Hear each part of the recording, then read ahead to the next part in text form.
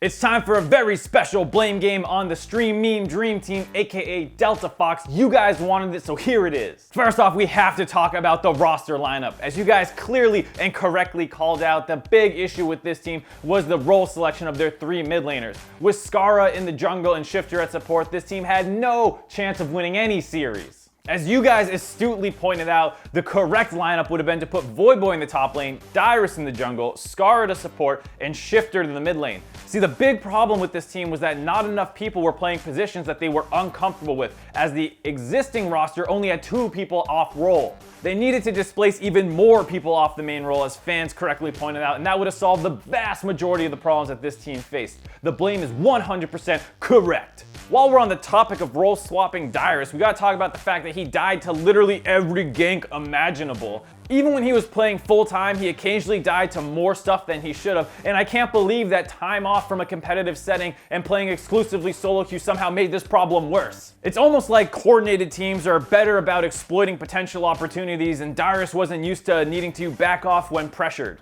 That's the genius of the fan-suggested role swap, was that Voyboy was never known for being too aggressive as his time as a top laner 4 years ago back in Season 3. Speaking of Voyboy in the mid lane, how about that guy's champion pool? I mean, he keeps taking Yasuo and Kassadin, which are super greedy picks, and leave his teammates out to dry. It kind of makes you have to call the coaching staff and analysts into question, because I don't know why they're letting them get away with that, as well as never improving the team. It feels like they're not even trying to win, and if that's the case, why not just pick all troll champions and try and entertain the fans while feeding their brains out? And don't even get me started on Skara's jungling. I mean, I know he's off role, but it's really not that hard to learn on the fly with no practice while your teammates are generally losing lane against a more coordinated opponent. I mean, all the blame on everything and everybody is 100% correct. Can I stop being facetious yet?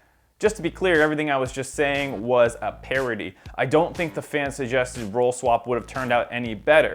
There might be some discussion about whether or not Shifter would have done better mid, but you need to realize that then you're putting Voyboy in a position that he has never really played before, so you might be putting someone somewhere that works out a little bit better, but someone who's probably not going to turn out any better. I'm pretty confident there's no roster lineup that would have really altered this team's performance, because the big problem was that we didn't practice as a team. This, of course, leads to everyone wondering, well, why not just pick awful troll champions and try and have fun? And it's because we still wanted to win. I don't think that this is that hard of a position to understand, so let me try to explain. A bunch of retired pro players still had the itch to compete in a coordinated setting again, but they did not want to kill their streams by putting in the grueling hours necessary to compete at the highest level. However, on game day, they still wanted to try their best to win, and they picked the champions that they thought gave them the best chance to do so. Now, even in their last week, they almost upset Tempo Storm, so it's not like they were particularly far off. It was just a single late game call that cost them. The High 5 Comment of the Week award is brought to you by my patron Connor Powell and goes to Victor Strain. He does a great job using Delta Fox as an opportunity to appreciate the amount of hard work and communication that goes into playing League of Legends at the highest level, as opposed to throwing a temper tantrum when their favorite streamers lose.